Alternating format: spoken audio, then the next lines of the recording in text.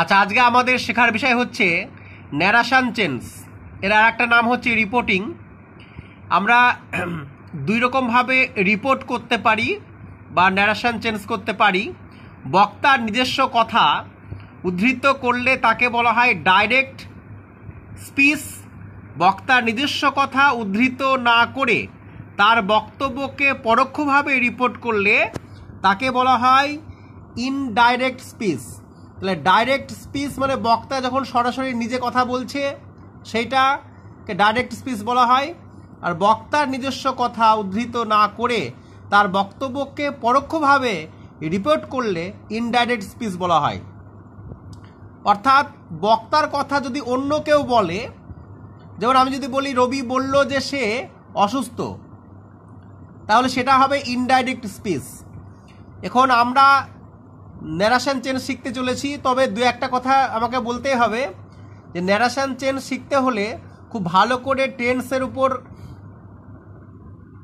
ভালো করে টেন্স সম্পর্কে জ্ঞান থাকতে হবে, তবেই কিন্তু ন্যারেশন চেঞ্জ শেখা যাবে।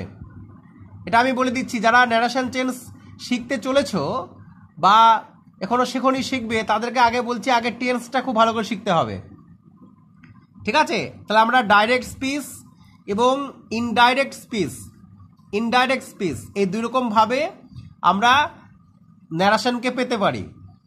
আচ্ছা, আমি উদাহরণের মাধ্যমে বোঝানোর চেষ্টা করছি। রবি সেড। আচ্ছা, ন্যারেশন শিখতে গেলে কতগুলি আমাদের নিয়ম জানতে হবে বা কিছু পরিচিতি জানতে হবে। যেমন এই যে সেড যে ভার্বটা রয়েছে, একে বলা হয় রিপোর্টিং ভার্ব, এবং তারপরে যে বাক্যটা রয়েছে একে বলা হয় ডাইরেক্ট স্পিচ। ঠিক আছে? রবি সেড কমা ইনভার্টেড কমা দিয়ে শুরু হবে, I am very busy, inverted comma close. Ravi said I am very busy. Ravi বলল যে আমি খুব ব্যস্ত। এটা হচ্ছে ডাইরেক্ট স্পিচ। পরীক্ষার হলে এইটা দিয়ে থাকে, উত্তরে করতে হবে এইটা। আচ্ছা, আমরা নিয়মগুলি পরবর্তীকালে শিখব যে কিভাবে হচ্ছে। Ravi said I am very busy, এ সেড হচ্ছে রিপোর্টিং ভার্ব। রিপোর্টিং ভার্ব যদি পাস্ট টেন্সে থাকে, আমি আগেই বলেছি যে ন্যারেশন চেঞ্জ শিখতে হলে আমাদের কিন্তু খুব ভালো করে টেন্সের উপর দখল থাকতে হবে। রবি সেড, এই যে কমার জায়গায় কিন্তু দ্যাট হবে। ঠিক আছে? রবি সেড দ্যাট, আই চেঞ্জ হয়ে হি হয়, প্রোনাউন চেঞ্জ হয়। ডাইরেক্ট স্পিচের প্রোনাউন চেঞ্জ হয়, আই চেঞ্জ হয়ে হি হবে। রবি বলল যে হি ওয়াজ ভেরি বিজি, সে খুব ব্যস্ত ছিল। এটা হচ্ছে ইনডাইরেক্ট স্পিচ। আর এরকম বাক্যকে বলা হয় ডাইরেক্ট স্পিচ, যেখানে বক্তা সরাসরি তার নিজের কথাটা জানাচ্ছে, আর অন্য কেউ যখন বলবে তার কথাটাই, তখন সেটা হচ্ছে ইনডাইরেক্ট স্পিচ। চলতি কথায় এটাকেই ইনডাইরেক্ট স্পিচ বলা হয়। আচ্ছা, দ্যাট হচ্ছে লিঙ্কার। ঠিক আছে? তোমরা লিখে নিবে নিয়মগুলি আমি যেটা বলেছি। তা আমরা তাহলে কিভাবে দুই রকমভাবে রিপোর্ট করতে পারি, একটা হচ্ছে ডাইরেক্ট স্পিচ, একটা ইনডাইরেক্ট স্পিচ। পরীক্ষার হলে ডাইরেক্ট স্পিচ দেওয়া থাকে, আমাদের উত্তরে করতে হবে ইনডাইরেক্ট স্পিচ। আচ্ছা, এইবার আমরা একে একে নিয়মগুলি জানবো। প্রথমে narration change of assertive sentence. Assertive sentence হচ্ছে বিবৃতিমূলক বাক্য। আচ্ছা, প্রথম যে উদাহরণটা রয়েছে সেটা হচ্ছে he said I do it. নিয়ম হচ্ছে যদি রিপোর্টিং যে ভার্বটা রয়েছে এটা যদি পাস্ট টেন্সে থাকে, তাহলে পরেরটুকুও কিন্তু পাস্ট টেন্সে করতে হবে। আর যে নিয়মটা বলেছি যে প্রোনাউন চেঞ্জ করতে হবে, ডাইরেক্ট স্পিচের যে প্রোনাউন আছে সেই প্রোনাউনটা চেঞ্জ হবে। হি সেড, আর এই যে কমার জায়গায় দ্যাট হবে, লিঙ্কার। দ্যাট হচ্ছে লিঙ্কার। একটা কথা বলে দিচ্ছি, অ্যাসার্টিভ সেন্টেন্সে লিঙ্কার কিন্তু দ্যাটই হয়। He said that he did it. এবার ডিডটা কোথায় থেকে আসলো? যেহেতু রিপোর্টিং ভার্ব পাস্ট টেন্সে আছে, তাই ডাইরেক্ট স্পিচের যে ভার্বটা আছে সেটা কিন্তু পাস্ট টেন্সে করতে হবে। ঠিক আছে? এটা পাস্ট টেন্স, তাহলে এটাও পাস্ট টেন্স করতে হবে। আর আমি বলেছি প্রোনাউন চেঞ্জ হবে, প্রোনাউন আই চেঞ্জ হয়ে হি হয়, তাহলে আই ডুটা এটা পাস্ট টেন্স, এটাও পাস্ট টেন্স। ঠিক আছে? রিপোর্টিং ভার্বটা যেহেতু পাস্ট টেন্স, তাই পরের অংশের যে ভার্বটুকু আছে সেটাও পাস্ট টেন্সে হবে। তাই ডু এর পাস্ট টেন্স ডিড, তাহলে আই চেঞ্জ হয়ে হি, তারপরে ডু এর পাস্ট টেন্স ডিড, তাহলে I did it, I did it, ঠিক আছে। তাহলে হি সেড দ্যাট, আই চেঞ্জ হয়ে হি, আর এটা যেহেতু পাস্ট টেন্সে তাই ভার্বটাও পাস্ট টেন্সে করতে হবে। রিপোর্টিং ভার্বটা যদি পাস্ট টেন্সে হয় তাহলে ডাইরেক্ট স্পিচের যে ভার্বটা সেটাও কিন্তু পাস্ট টেন্সে হবে, তাই পাস্ট টেন্স করা হয়েছে। পরেরটা দেখে নিই আমরা। হি সেড একই রকমভাবে কমা দেয়া হয়েছে, তারপরে ইনভার্টেড কমা দিয়ে শুরু করা হয়েছে। I am writing a letter, আমি একটা চিঠি লিখছি। সে বলল, আগের মতো দেখো এটা পাস্ট টেন্সে রয়েছে, কিন্তু এই যে অংশটা এটা কিন্তু প্রেজেন্ট কন্টিনিউয়াস টেন্সে আছে। তাই নিয়মটা কি, যদি প্রেজেন্ট কন্টিনিউয়াস থাকে তাহলে পাস্ট কন্টিনিউয়াস হয়, প্রেজেন্ট কন্টিনিউয়াস থাকলে পাস্ট কন্টিনিউয়াস, অর্থাৎ অ্যামিজার থাকলে ওয়াজ ওয়ার হবে, আর বাদ বাকি রাইটিংই থাকবে। আর আই চেঞ্জ হয়ে হি হয়েছে, তাহলে হি সেড দ্যাট, আই চেঞ্জ হয়ে আগে বলেছি হি হবে, হি ওয়াজ রাইটিং এ লেটার, ঠিক আছে। তাহলে হি সেড কমার জায়গায় দ্যাট, অ্যাসার্টিভ সেন্টেন্সে কমার জায়গায় দ্যাট হয়, এর বাংলা বাক্য বিবৃতিমূলক বাক্য বা বর্ণনামূলক বাক্য। তাহলে হি said I am writing a letter, আমি একটা চিঠি লিখছি, তাহলে হি সেড দ্যাট, এটা যেহেতু পাস্ট টেন্সে আছে এটাকে কিন্তু পাস্ট টেন্সে করতে হয়েছে। তাহলে আর এই যে অংশটা এটা হচ্ছে তোমার প্রেজেন্ট কন্টিনিউয়াসে রয়েছে, তাই এটা পাস্ট কন্টিনিউয়াস করতে হবে, প্রেজেন্ট কন্টিনিউয়াস থাকলে পাস্ট কন্টিনিউয়াস। তাহলে হি সেড দ্যাট, আই চেঞ্জ হয়ে হি। আর যদি ওইভাবে মনে রাখতে না পারো তাহলে এখানে যদি এম থাকে তাহলে ওয়াজ ওয়ারের মধ্যে একটা হবে, শুধুমাত্র এম বলে নয়, যদি এম ইজার থাকে ওয়াজ ওয়ারের মধ্যে একটা, সেটা আমাকে সাবজেক্টটা বলে দেবে, ঠিক আছে, যে হি এর পরে ওয়াজ হবে কি ওয়ার হবে। যদি কেউ টেন্স অনুযায়ী মনে রাখতে না পারো তাহলে যদি এম ইজ আর থাকে এই জায়গাটাতে, তাহলে এই জায়গাটায় উত্তর লেখার সময় ওয়াজ ওয়ার হয়ে যাবে। তবে রিপোর্টিং ভার্বটাকে অবশ্যই পাস্ট টেন্সে থাকতে হবে, তবেই কিন্তু এই নিয়মটা প্রযোজ্য হবে। তাহলে হি said that he was writing a letter. চলো আমরা পরের পেজে যাচ্ছি।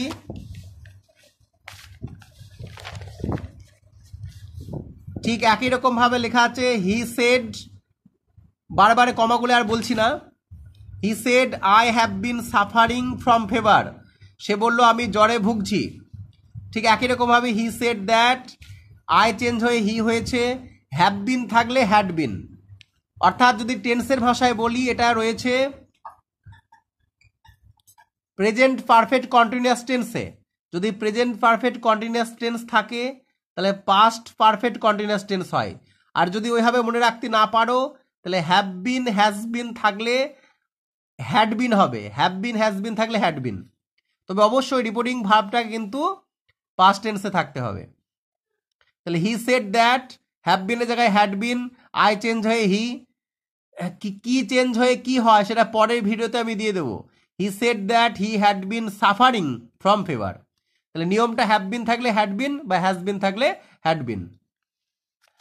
হি said I wrote a letter, সে বলল যে আমি চিঠিটা লিখেছিলাম। এখানে একটা জিনিস লক্ষ্য রাখতে হবে, এটাও পাস্ট টেন্সে এটাও পাস্ট টেন্সে, দুটোই যদি টেন্সের ভাষায় বলি এটা সিম্পল পাস্ট এটাও সিম্পল পাস্ট। যদি এরকমভাবে দুই জায়গায় টেন্স একই থাকে তাহলে টেন্স কিন্তু এগিয়ে যায়, অর্থাৎ এই যে অংশটা এটা দ্যাটের পরে, যদি এখানে আমি আবার বলছি যদি এই অংশটা পাস্ট টেন্স থাকে এই অংশটা পাস্ট টেন্স থাকে তাহলে দ্যাটের পরের অংশটা কিন্তু আমাদের পাস্ট পারফেক্ট লিখতে হবে।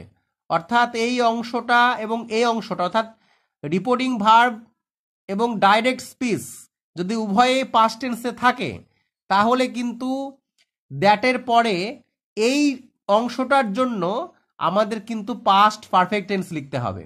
অর্থাৎ এখানে সিম্পল পাস্টটা চেঞ্জ হয়ে আমাদের হবে past perfect tense. Past perfect টেন্সের গঠন তোমরা জানো নিশ্চয়ই, subject plus had plus verb 3, এটা কিন্তু আমাদের মনে রাখতে হবে। তাহলে হি said I wrote a letter, তাহলে আইটা চেঞ্জ হয়ে সবাই জানে হি হয়, আই চেঞ্জ হয়ে হি হয় সবাই জানে। তাহলে এটা কি হবে যে he had written a letter. কেন হলো হি হ্যাড, এটা কিন্তু পরীক্ষাতে খুব আসে। আবার বলছি, দুই জায়গাতেই যদি সিম্পল পাস্ট টেন্স থাকে, দ্যাটের পরে উত্তর লেখার সময় কিন্তু কি হবে, দ্যাটের পরে উত্তর লেখার সময় আমাদের হয়ে যাবে পাস্ট পারফেক্ট টেন্স। তাহলে পাস্ট পারফেক্ট সাবজেক্ট হবে, তারপরে হ্যাড হয়, তারপরে ভার্ব 3। তাহলে হি লিখলাম, হি সাবজেক্ট হয়ে গেল, তারপরে হ্যাড লিখেছি এবং রোট ভার্বের 3 নম্বর রূপ রিটেন লিখেছি। তাহলে হি said that he had written a letter. এরপর আছে he said I have passed the examination. ঠিক একই রকমভাবে হি সেড দ্যাট, আই থাকলে আগেই বলেছি হি হবে, আর হ্যাভ থাকলে অথবা হ্যাজ থাকলে হ্যাড হয় উত্তর লেখার সময়। এইভাবে মনে রাখবা, ঠিক আছে। He said that he had passed the examination. কেন হ্যাড হলো, হ্যাজ হ্যাভ থাকলেই কিন্তু হ্যাড হয়। He said that he had passed the examination, ঠিক আছে। He said that he said that he had passed the examination. আচ্ছা, তারপরে যে কোশ্চিনটা আছে, he said I was playing football. সে বলল আমি ফুটবল খেলছিলাম। একই রকমভাবে হি সেড দ্যাট। এবার এই অংশটা দেখো, এখানে যদি ওয়াজ থাকে, যদি টেন্স অনুযায়ী মনে রাখতে না পারো, যদি ওয়াজ থাকে অথবা ওয়ার থাকে, ওয়াজ অথবা ওয়ার, তাহলে উত্তর করার সময় কিন্তু হ্যাড বিন হবে, এটা মনে রাখবা, ঠিক আছে। যদি টেন্স অনুযায়ী মনে রাখতে না পারো, তাহলে হি said that he had been playing football. তাহলে ওয়াজ যদি থাকে এই অংশটা, তবে অবশ্যই এটা কিন্তু এই রিপোর্টিং ভার্বটাকে কিন্তু পাস্ট টেন্সে থাকতেই হবে। তাহলে ওয়াজের জায়গায় বা ওয়ারের জায়গায় উত্তর করার সময় বা ইনডাইরেক্ট করার সময় কিন্তু হ্যাড বিন হবে, হ্যাড বিন হবে। হি said that he had been playing football. He said that he had been playing football. কেন হ্যাড বিন হলো, এই জায়গায় যদি ওয়াজ ওয়ার থাকে তাহলে কিন্তু আই চেঞ্জ হয়ে তো হি হবে, আগেই বলেছি। যদি টেন্স অনুযায়ী মনে রাখতে না পারে, তাহলে ওয়াজ থাকলেই কিন্তু অবশ্যই এটা কিন্তু অবশ্যই সিম্পল পাস্টে থাকতে হবে, তবে কিন্তু এই জায়গাটায় কিন্তু হ্যাড বিন হবে। হি said I shall play football. I shall play football. He said that, shall থাকলে উড হবে। আচ্ছা, শ্যাল কিংবা উইল থাকলে উড হবে, তবে এইটা কিন্তু এই টেন্সে থাকতে হবে যেভাবে আছে, সেড থাকতে হবে, মানে সিম্পল পাস্টে থাকতে হবে। তবে শ্যাল বা উইল থাকলে উড হবে, শ্যাল বা উইল থাকলে উড হবে। হি সেড দ্যাট, হি আগেই বলেছে আই চেঞ্জ হয়ে হি হচ্ছে, he said that he would play football. যদি রিপোর্টিং ভার্বটি প্রেজেন্ট বা ফিউচার টেন্সে থাকে, তাহলে ডাইরেক্ট স্পিচকে ইনডাইরেক্ট করার সময় ভার্বের টেন্সের কোনো পরিবর্তন হয় না। যেমন Arnab will say I do it, এটা যেহেতু সিম্পল ফিউচার টেন্সে আছে, তাই পরের টেন্সের কোনো পরিবর্তন হবে না। এটা কোন টেন্সে আছে, আমি আগেই বলেছি টেন্স কিন্তু ভালো করে শিখতে হবে। সিম্পল প্রেজেন্টে আছে, তাহলে উত্তর করার সময় কিন্তু সিম্পল প্রেজেন্টই হবে। Arnab will say that he does it. I change হয়ে হি হয়, আর এই যে আই এর পরে ডু বসেছে কিন্তু হি এর পরে ডাজ বসে। Arnab will say that he does it. The farmer says I am busy. এখানে কিন্তু প্রেজেন্ট টেন্স আছে। নিয়মটা কি, সিম্পল ফিউচার এবং সিম্পল প্রেজেন্ট থাকলে পরেরটার কোনো টেন্সের পরিবর্তন হয় না। এটা সিম্পল প্রেজেন্টে আছে, এটা সিম্পল প্রেজেন্টে হবে। তাহলে the farmer says that he is busy. এবার আই চেঞ্জ হয়ে হি হয়, হি এর পরে তার অ্যাম বসে না, হি ইজ বসে। বক্তব্যটি যদি অভ্যাসগত সত্য বা চিরসত্য বোঝায়, তাহলে টেন্সের কোনো পরিবর্তন হয় না। যেমন the teacher said honesty is the best policy. তাহলে কি হবে, the teacher said that honesty is the best policy. এটা একটা চিরসত্য ঘটনা, তাই দ্যাট লেখার পরে যা আছে তাই লিখতে হবে। যদি বক্তব্যটি অভ্যাসগত সত্য বা চিরসত্য বোঝায়, তাহলে টেন্সের কোনো পরিবর্তন হয় না, তাই এখানে দ্যাট লেখার পরে যা আছে তাই। Ravi said I walk for an hour every morning. Ravi said that he walks. I change হয়ে হি আগেই বলেছি, আর হি এর পরে ভার্ব বসলে সিম্পল প্রেজেন্ট টেন্সে এস বাই এস যোগ হয়। Ravi said that he walks for an hour every morning, হয়ে গেল। তো এই নিয়মগুলি তোমরা লিখে নেবে, এবং এরপরে ভিডিওতে কিন্তু আমরা আরো বেশি করে নিয়মগুলি ফলো করব, নিয়মগুলি লিখে নেব।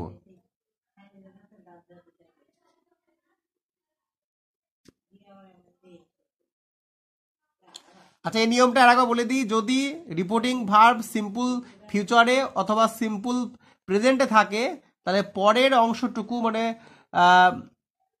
অংশটুকুর টেন্সের কোনো পরিবর্তন হবে না। এটা সিম্পল প্রেজেন্টে আছে, এটাও সিম্পল প্রেজেন্টে অনুসারে করা হয়েছে, এটাও তাই। আই চেঞ্জ হয়ে হি হয়, আমি তো আগেই বলেছি। হি এর পর তো অ্যাম বসে না, ইজ বসে।